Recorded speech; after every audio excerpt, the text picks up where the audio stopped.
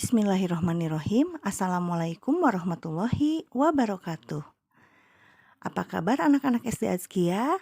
Mudah-mudahan kalian semua sehat walafiat ya. Alhamdulillah hari ini bertemu kembali bersama Bunda Mela dalam tausiah duha. Nah, anak-anak yang soleh dan solehah, insya Allah sebentar lagi kita akan memasuki tanggal 12 Rabiul Awal, di mana itu tanggal yang bersejarah, yaitu lahirnya Nabiullah Nabi Muhammad SAW. Maulud Nabi SAW itu adalah berasal dari kata bahasa Arab. Maulud itu bahasa Arab, yaitu merupakan isim maf'ul dari kata walada yang artinya dilahirkan. Jadi Maulud Nabi Muhammad SAW itu adalah hari dilahirkannya Nabi Muhammad SAW. Di Indonesia, sejarah Maulid Nabi itu berlangsung saat pergerakan Wali Songo di Indonesia, yaitu sekitar tahun 1404 Masehi, di mana saat itu perayaan Maulid Nabi dijadikan sarana untuk menarik hati masyarakat agar mau memeluk agama Islam. Maka dikenal juga dengan perayaan Syahadatain.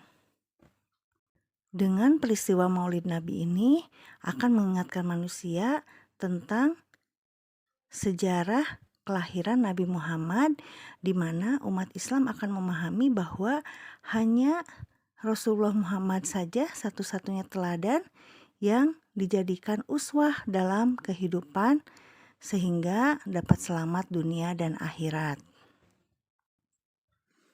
Nah, anak-anak yang soleh dan solehah, selanjutnya kalian akan menyimak video. Ada 2 bagian video. Yang pertama yaitu tentang sejarah sebelum kelahiran Nabi Muhammad. Bagaimana kondisi bangsa Quraisy saat itu di kota Mekah dalam kondisi masa jahiliyah. Seperti apa nanti lengkapnya, kalian simak baik-baik ya.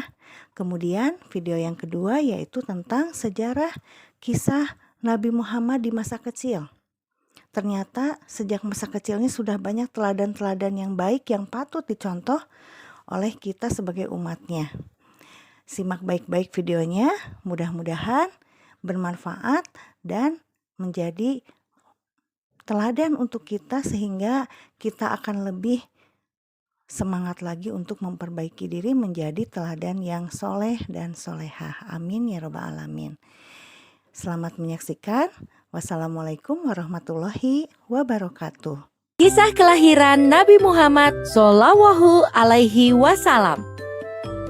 Mekah yang semula hanya ditinggali oleh Hajar dan Nabi Ismail, seiring dengan berjalannya waktu, berubah menjadi sebuah negeri yang besar. Berkat doa Nabi Ibrahim, negeri itu sungguh mendapatkan berkah dari Allah. Masyarakatnya hidup dalam kecukupan dan sejahtera. Beribu-ribu tahun kemudian, Mekah berubah menjadi negeri yang sangat kejam. Sebagian besar masyarakatnya mulai melupakan ajaran agama yang benar dan berganti menyembah berhala-berhala yang mereka ciptakan sendiri. Di antaranya adalah Saman, Watan, Nusyun, dan masih banyak lainnya. Semua itu adalah Tuhan yang mereka ciptakan dari batu, kayu, ataupun logam.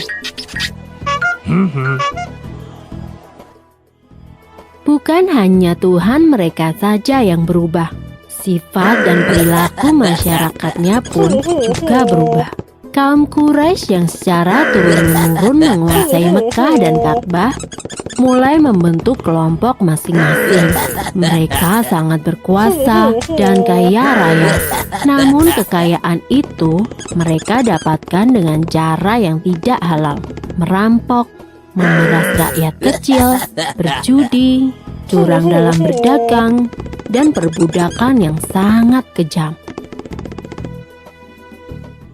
Kaum Quraisy menganggap harta adalah segalanya. Bagi yang memiliki harta paling banyak, dialah yang akan menjadi pemimpin. Demi mencapai kehormatan dan kedudukan, mereka menghalalkan segala cara.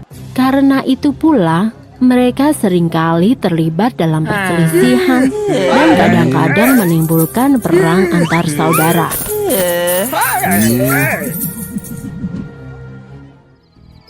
Zaman di mana kaum Quraisy hidup dengan cara yang kejam disebut zaman jahiliyah. Pada zaman itu, ada seorang wanita soleh bernama Aminah. Suaminya bernama Abdullah. Pada saat Aminah mengandung, sang suami jatuh sakit dan akhirnya pun meninggal dunia. Aminah merasa sangat sedih karena harus hidup sendirian. Pada suatu malam, ia bermimpi melihat bulan jatuh ke pangkuannya. Menurut ahli tafsir mimpi, kelak anak yang dikandung oleh Aminah akan menjadi orang yang dihormati. Mekah dan Ka'bah semakin ramai dan berkembang. Orang dari segala penjuru selalu berkunjung ke Mekah untuk beribadah dan juga berdagang. Kemajuan Mekah membuat Abraha, seorang gubernur di Yaman, merasa kesal. Ia telah membuat rumah ibadah yang jauh lebih besar dan lebih megah daripada Ka'bah. Namun, tidak ada satupun orang yang mau beribadah ke Yaman. Abraha lalu memerintahkan agar semua pasukannya bersiap-siap. Mereka akan menyerang Mekah dan menghancurkan Ka'bah. Abraha dan pasukan bergajahnya menyerbu Mekah dengan penuh kesombongan. Ketika ia akan menghancurkan Ka'bah, tiba-tiba datang ribuan burung ababil. Burung-burung itu membawa batu-batu berapi dari neraka. Kemudian batu-batu itu dilemparkan ke arah pasukan gajah Abraha. Dalam sekejap mata, pasukan Abraha berhasil dikalahkan dan Ka'bah pun dapat diselamatkan. Tahun itu kemudian disebut dengan Tahun Gajah. Pada tahun gajah itu pula, Aminah melahirkan putranya. Ia memberikan nama Muhammad, sebuah nama yang tidak lazim untuk anak-anak kaum Quraisy. Ialah Nabi Muhammad, nabi terakhir yang diutus oleh Allah.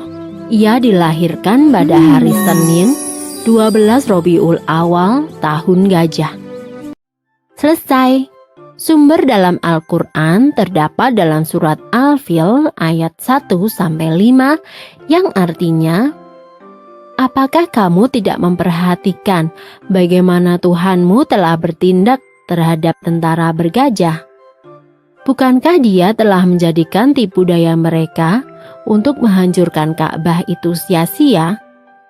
Dan Dia mengirimkan kepada mereka burung yang berbondong-bondong, yang melempari mereka dengan batu berasal dari tanah yang terbakar. Lalu Dia menjadikan mereka seperti daun-daun yang dimakan ulat. Kisah Nabi Muhammad SAW, volume 2. Masa kecil Nabi Muhammad. Nabi Muhammad dilahirkan pada tanggal 12 Rabiul Awal tahun gajah. Ibundanya bernama Aminah binti Wahab dan ayahnya adalah Abdullah bin Abdul Muthalib. Keduanya berasal dari keluarga yang terpandang dan dihormati oleh kaum Quraisy. Nabi Muhammad berasal dari keturunan Nabi Ismail alaihissalam. Namun sayangnya, Nabi Muhammad dilahirkan dalam keadaan yatim karena ayahnya sudah meninggal sebelum ia dilahirkan.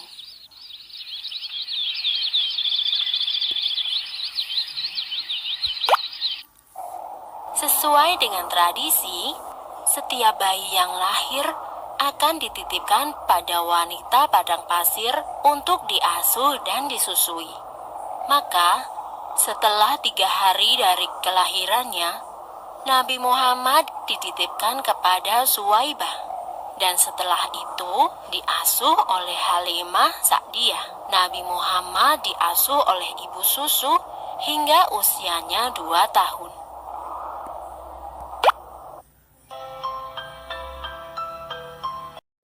Ketika Nabi Muhammad berusia 6 tahun, ia diajak oleh ibunya berziarah ke makam sang ayah di daerah Yatsrib. Sepulang dari berziarah, tiba-tiba saja ibunda Nabi jatuh sakit dan akhirnya meninggal dunia. Ibunda Nabi dikuburkan di daerah Abwa, sebelah selatan Yatsrib.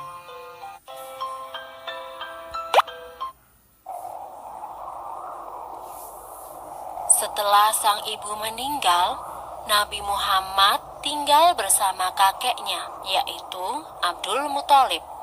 Ia adalah seorang pemimpin Quraisy yang sangat dihormati. Namun, Nabi Muhammad tidak tinggal lama bersama sang kakek. Sekitar 2 sang kakek meninggal dunia. Setelah sang kakek meninggal, Nabi Muhammad diasuh oleh pamannya, yaitu Abu Thalib. Meskipun bukan keluarga kaya, Abu Thalib mengasuh Nabi Muhammad dengan baik. Nabi pun tumbuh dengan sifat-sifat yang terpuji. Ia sangat rajin, cerdas, dan selalu dapat dipercaya. Sejak kecil, Nabi Muhammad sudah terbiasa menggembalakan domba milik sang paman. Ia juga menawarkan jasa untuk menggembalakan domba kepada penduduk Quraisy. Karena sifat Nabi yang dapat dipercaya, banyak orang-orang yang menitipkan ternaknya. Demikianlah, Nabi sudah terbiasa bekerja sejak ia masih kecil. Ketika usia Nabi menginjak 12 tahun, ia turut serta dalam rombongan khalifah dagang. Ia dan pamannya dalam perjalanan menuju ke Syam. Ketika sampai di Busro, mereka bertemu dengan seorang pendeta Bukhairah. Pendeta itu berpesan agar Abu Thalib menjaga Muhammad baik-baik. Ia khawatir jika bangsa Yahudi mengetahui keberadaan Muhammad, mereka akan berusaha untuk mencelakakannya. Karena menurut kitab Injil Barnabas, Isa Al-Masih pernah berkata, "Akan datang sesudahku seorang rasul bernama Ahmad. Bila ia berjalan, akan selalu dilindungi awan." Dan memang, selama perjalanan itu, mereka selalu dipayungi oleh awan. Sebenarnya Abu Thalib pun heran dengan keadaan tersebut. Abu Thalib menuruti saran pendeta Bukhairah itu.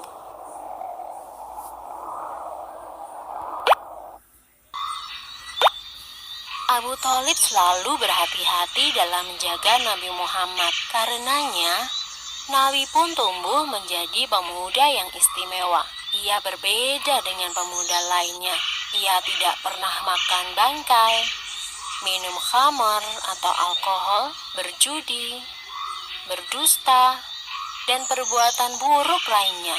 Di tengah masyarakat Quraisy, Nabi Muhammad mendapat julukan Al-Amin, yang artinya dapat dipercaya. Ia juga tumbuh menjadi pemuda yang pandai dalam berdagang. Selesai. Sumber dalam Al-Quran terdapat dalam surat Asy-Syaff ayat 6, yang artinya, "Dan ingatlah ketika Isa ibnu Maryam berkata, 'Hai Bani Israel, sesungguhnya aku adalah utusan Allah kepadamu, membenarkan kitab sebelumku yaitu Taurat, dan memberi kabar gembira dengan datangnya seorang Rasul yang akan datang sesudahku, yang namanya Ahmad atau Muhammad.' Maka tatkala Rasul itu datang kepada mereka dengan membawa bukti-bukti yang nyata, mereka berkata, 'Ini adalah sihir yang nyata.'